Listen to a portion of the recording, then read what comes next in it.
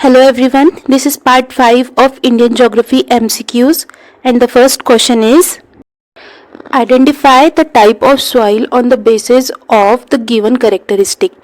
इसमें हमें जो ये नीचे characteristics given है इसके basis पे soil type find करनी है. They are rich in lime, iron, magnesia and alumina. इनमें काफ़ी मात्रा में lime, iron, magnesia और alumina होता है. They are generally clayey. Clay means चिकनी मिट्टी, डीप एंड इम्परमिएबल यानी जिसमें से पानी आसानी से पास नहीं होता. They are mainly found in Maharashtra, Madhya Pradesh and Gujarat. ये मुख्यतः महाराष्ट्र, मध्य प्रदेश और गुजरात में मिलती हैं. सो ये जितनी भी करेक्टरिस्टिक्स हैं ये हमें ब्लैक सॉइल में मिलती हैं. सो the correct answer is T, black soil. Next question. Which one of the following seaports gained significance for handling iron ore exports to Japan? इनमें से किस पोर्ट को जापान के लिए आयरन और एक्सपोर्ट करने के लिए जाना जाता है? A Kandla, B Ennore, C Kochi, D Marmagao. And the right answer is D Marmagao. Next question. Milpa and ladang are the different names for. Milpa और लादंग इनमें से किसका दूसरा नाम है? A shifting cultivation, B mixed farming, C truck farming, D plantation agriculture. And the correct answer is A shifting cultivation. और shifting cultivation क्या होती है? इसमें एक पीस ऑफ लैंड को लिया जाता है जिसमें पेड़ और झाड़ियों को जला दिया जाता है, फिर उसकी जो राख होती है उससे उस सॉइल को न्यूट्रिशन मिलता है. और कंटिन्यूअस फार्मिंग करने के बाद जब उस सॉइल का न्यूट्रिशन खत्म हो जाता है तो उस प्लॉट को अबंडेंट करके एक दूसरे प्लॉट में सेम प्रोसेस रिपीट किया जाता है. इसीलिए इसको शिफ्टिंग कल्टीवेशन बोलते हैं. इसको स्लैश एंड बर्न फार्मिंग के नाम से भी जाना जाता है और वर्ल्ड में इसको अलग अलग नाम से जाना जाता है. और ये लिस्ट है उन नामों की जिन नामों से शिफ्टिंग कल्टीवेशन को विश्व के अलग अलग भागों में जाना जाता है. You can take screenshot of this. और ये लिस्ट उन नामों की है जिससे शिफ्टिंग कल्टीवेशन को भारत के अलग अलग भागों में जाना जाता है. Next question. Identify the crop on the basis of the following characteristic. यहाँ पे जो करेक्टरिस्टिक्स गिवन है हमको इनके बेसिस पे ये कौन सी क्रॉप है ये बताना है. It is a kharif crop. Aus, aman and boro are its 3 different growing periods in an agricultural year. एक एग्रीकल्चरल ईयर में 3 अलग अलग पीरियड में इसकी खेती होती है, ऑस, अमन और बोरो में. About 1/4 of the total cropped area of India is under its cultivation. India के टोटल क्रॉप्ड एरिया का 1/4 एरिया इस क्रॉप के अंदर आता है. तो ये कौन सी क्रॉप है? A wheat, B rice, C pulses, D cotton. And the correct answer is B rice. Rice को 3 अलग अलग पीरियड्स में लगाया जाता है. अमन या विंटर राइस, इसको जून और जुलाई में बोया जाता है और नवंबर और दिसंबर में इसकी हार्वेस्टिंग होती है. बोरो और समर राइस, इसको नवंबर और दिसंबर में लगाया जाता है और इसकी हार्वेस्टिंग मई और जून में होती है. और ओस, अहू, जैद और भदई राइस फरवरी और मार्च में लगाया जाता है और जुलाई और अगस्त में इसकी हार्वेस्टिंग होती है. Next question. Which one of the following is the largest linguistic group of India. इनमें से भारत का सबसे बड़ा भाषाई समूह कौन सा है? A Sino Tibet, B Austric, C Indo Aryan, D Dravidian. And the correct answer is C Indo Aryan. Next question. Dash connects India's 4 big metro cities of Delhi, Mumbai, Chennai and Kolkata. Option A, North-South Corridor of NHDP. B, National Highway 44. Option C, National Highway 47A. D, Golden Quadrilateral. And the correct answer is D, Golden Quadrilateral. Golden quadrilateral NHDP यानी कि national highway development project का part है और इसको 2012 में complete किया गया था और ये इंडिया की 4 big metro cities Delhi, Mumbai, Chennai और कोलकाता को आपस में कनेक्ट करता है। Next question, consider the following statements. जो स्टेटमेंट्स यहाँ गिवन है हमको बताना है इनमें से कौन से स्टेटमेंट्स करेक्ट हैं। First is coal ash contain arsenic, lead and mercury. Coal ash जो है उसमें आर्सेनिक, लेड और मरकरी होता है, ये बिल्कुल करेक्ट है। Coal fired power plants release sulphur dioxide and oxides of nitrogen into the environment. जो पावर प्लांट कोल बेस्ड हैं वो इन्वायरमेंट में सल्फर डाइऑक्साइड और ऑक्साइड्स ऑफ नाइट्रोजन रिलीज करते हैं। So this statement is also correct. Next statement, high ash content is observed in Indian coal. Indian coals में high ash content काफी हाई होता है, ये स्टेटमेंट भी बिल्कुल करेक्ट है। तो correct answer will be D, all the statements are correct. Next question, match list 1 and list 2 and select the correct answer using the code given below the list. हमको यहाँ दो लिस्ट गिवन है, list A and list B। List A में peaks के name given है और list B में hills के नेम गिवन है और इन्हें हमें आपस में मैच करना है। सो अनायमुदी पीक किस हिल रेंज में मिलती है? It is in Annamalai. Doddabetta ये नीलगिरी का पार्ट है। धूपगढ़ सतपुड़ा रेंजेस में है और गुरु शिखर अरावली में है। So the correct answer will be C, 4, 1, 2, 3। Next question, which one of the following Indian city is not located on a river bank. हमको बताना है इनमें से कौन सा शहर नदी के तट पर स्थित नहीं है। ए आगरा, बी भागलपुर, सी भोपाल, डी कानपुर। आगरा यमुना नदी के तट पर सिचुएटेड है, भागलपुर गंगा नदी के तट पर सिचुएटेड है, कानपुर भी गंगा नदी के तट पर सिचुएटेड है। इनमें से सिर्फ भोपाल ऐसा शहर है जो किसी नदी के तट पर सिचुएटेड नहीं है। तो correct answer is C, Bhopal. Next question, consider the following pairs, which of the following pairs given above are correctly matched.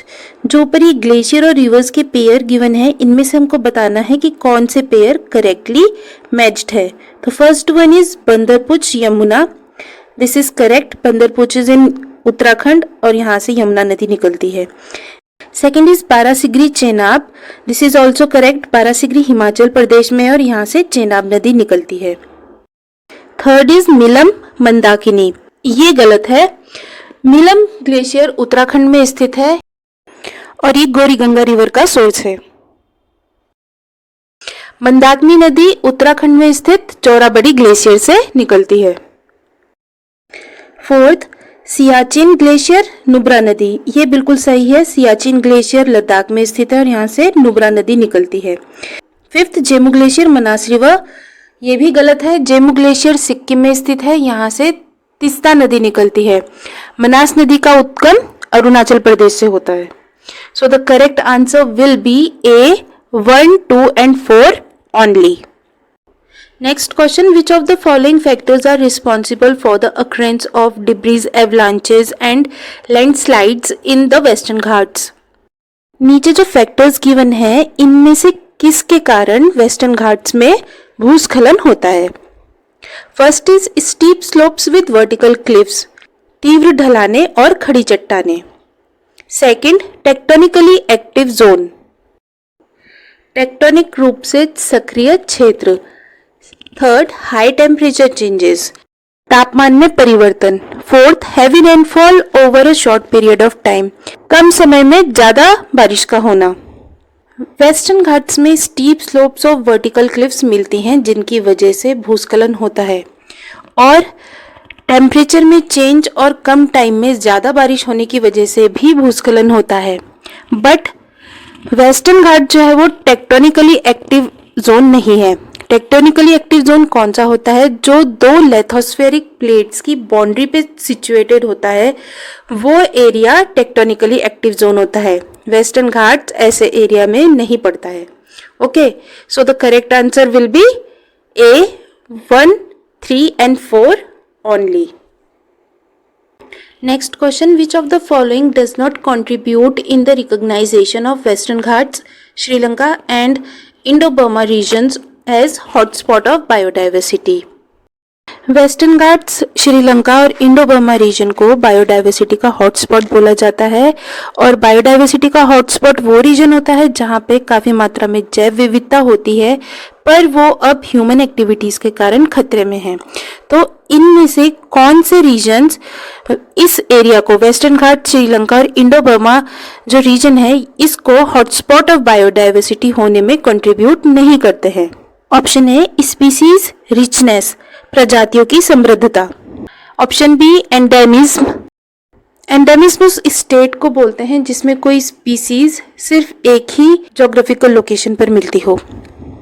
Option C threat perception, यानी कि किसी चीज से खतरा। ऑप्शन डी वेजिटेशन डेंसिटी, वनस्पति की सघनता। And the correct answer is D vegetation density. Next question, which of the following is the correct reason for the extinction of vulture in Indian countryside?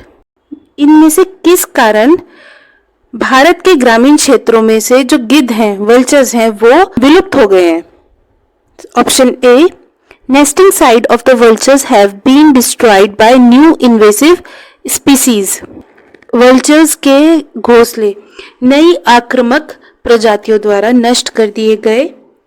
B, a drug consumed by diseased cattle which were eaten by vultures, बीमार मवेशियों द्वारा खाई गई दवाइयाँ जिनको vultures ने खाया। Scarcity of food available to them, vultures को खाने की कमी।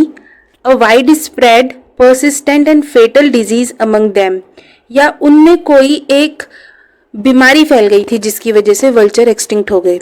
तो इसका करेक्ट आंसर है B, a drug consumed by diseased cattle, जिसको हम डाइक्लोफिनेक भी बोलते हैं। और डाइक्लोफिनेक को इंडिया, पाकिस्तान, नेपाल में बैंड भी कर दिया गया है क्योंकि इसकी वजह से वल्चर्स जो है वो एक्सटिंक्ट होने लगे थे। Next question, which one of the following statement is true? इनमें से कौन सा स्टेटमेंट ट्रू है? Option A, Orissa is the largest producer of chromite in India. Option B, Karnataka is the largest producer of silver in India. Option C, Andhra Pradesh has the largest reserve of bauxite in India. Option D, Orissa is the largest producer of gold in India. So option D, Orissa is the largest producer of gold in India, ये गलत है। India में सबसे ज्यादा gold produce करने वाला state है Karnataka. Option C, ये भी गलत है। सबसे ज्यादा बॉक्साइट रिजर्व इंडिया में उड़ीसा में मिलता है। Option B, Karnataka is the largest producer of silver in India, ये भी गलत है। भारत में सबसे ज्यादा सिल्वर राजस्थान प्रोड्यूस करता है।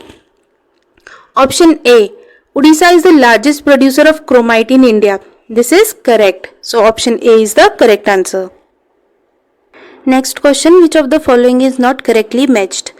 नीचे दो लिस्ट गिवन है, एक कैनाल प्रोजेक्ट की, दूसरी लोकेशन की। हमको बताना है इनमें से कौन करेक्टली मैच्ड नहीं है। Option A, Ghataprabha canal project Karnataka. Option B, Ukai canal project Gujarat. Option C, Nira canal project Maharashtra. Option D, Jawai project Tamil Nadu. So इनमें से option D is not correctly matched. Jawai project जो है वो राजस्थान में है। Next question, coral reefs are not found in which one of the following regions? Option A, Lakshadweep. Option B, gulf of Kutch. Option C, gulf of Mannar. Option D, gulf of Cambay.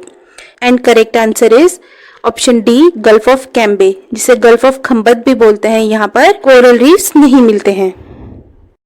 Next question, valley of Kashmir is situated between, Kashmir घाटी इनमें से किन ranges के बीच में स्थित है? Option A, Kangra and Dhauladhar ranges. Option B, Pir Panjal and Himadri ranges. Option C, Mahabharat and Dhauladhar ranges. Option D, Pir Panjal and Mahabharat ranges. And the correct answer is option B, Pir Panjal and Himadri ranges.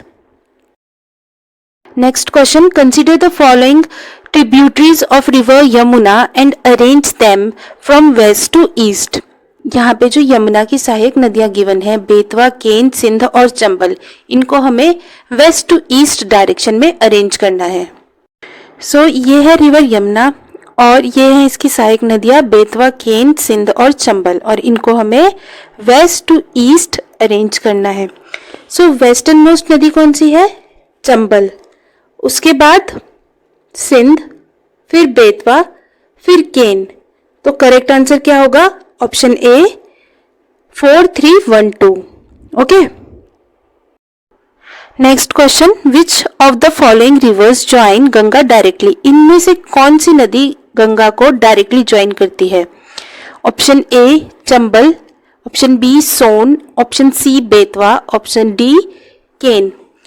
अभी इससे पहले वाले क्वेश्चन में हमने देखा है कि चंबल, बेतवा और केन यमुना की सहायक नदियां हैं। ये गंगा को डायरेक्टली ज्वाइन नहीं करती हैं, ये पहले यमुना को ज्वाइन करती है और यमुना गंगा को ज्वाइन करती है। So option B Son river is the correct answer. Next question, in the field of tourism, which one of the following Indian states is described as one state many worlds? इनमें से किस राज्य को पर्यटन की दृष्टि से वन स्टेट मैनी वर्ल्ड्स के रूप में डिस्क्राइब किया जाता है? A Assam, B West Bengal, C Karnataka, D Rajasthan. And the correct answer is C Karnataka. And that's the end of this video. Please like, share and subscribe. Thank you for watching.